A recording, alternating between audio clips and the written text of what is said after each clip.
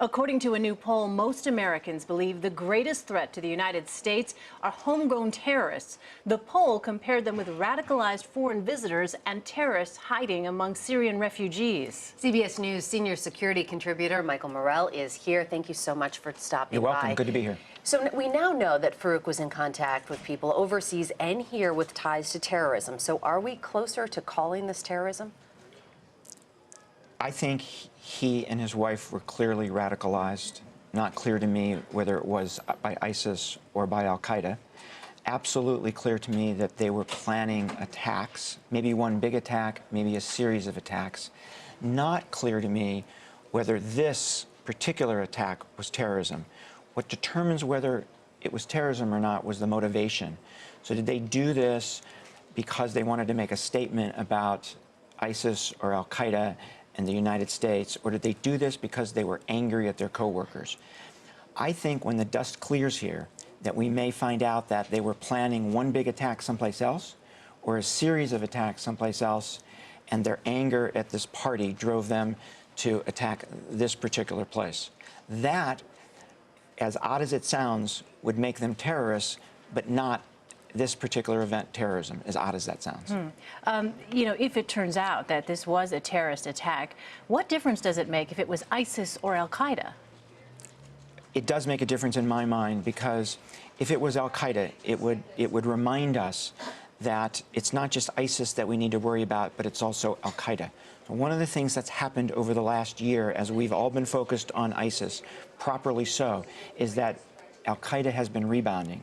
It's been rebounding significantly in Yemen, and we are seeing the beginnings of a rebirth of al-Qaeda in Afghanistan. We keep hearing, our David Begnaud did an interview with Farouk's family members, and they said, we knew nothing. He also talked to a coworker who sat next to him for 5 years, and it wasn't until he came back from Saudi Arabia that he noticed something was different. I think it's so hard for people to wrap their head around that they had a little baby at home. What do you make of all that? Not hearing anything, not knowing anything? When you are radicalized and you're in conversation with either ISIS or al-Qaeda, they are very clear to you. Don't talk to anybody about how you're feeling. Don't talk to anybody about what you believe, right? It's very important to keep all of this secret. So they're reminded of that over and over and over again. I want to go back to something you said a moment ago about al-Qaeda's resurgence, including Afghanistan. Well, you know, Pakistan, the neighbor there, his wife was from there, you know. And he traveled there. Right. So what does that potentially tell you? What would you be concerned about, given all of those factors combined, the resurgence of al-Qaeda in Afghanistan, the fact that he went to Pakistan, all of it? So what it says to me is that when you go to Saudi Arabia and you're radicalized, it might be ISIS or al-Qaeda, either possibility. When you go to Pakistan and you're radicalized, that's al-Qaeda territory. That's not ISIS. So it gets back to the issue of who radicalized him here. And the fact that he went to Pakistan, maybe even had some training there, we need to figure that out. Right? I mean, what they did was pretty sophisticated in terms of their military capability, right? So maybe he even had some training there. That would suggest to me al-Qaeda more than ISIS. When you look at his wife, Malik, and she passed the screening to come over here on the fiancé visa, what does that say about our intelligence? Did they miss something, or did it happen when she got here? Don't know. It could be either, right? The way that you get flagged as being a terrorist, right, is by your connections. Are you connected with people, right? And if you don't see those connections, then you're not going to get flagged, even if you're radicalized. Most of the time, the radicalization happens here. We're going to have to find out in this case. So how worried should Americans be then, knowing that she made it over here and she was passed and then it happened? I mean, how many more could they be missing? Right. So the poll that we talked about, right, coming into this segment, I think Americans have it exactly right.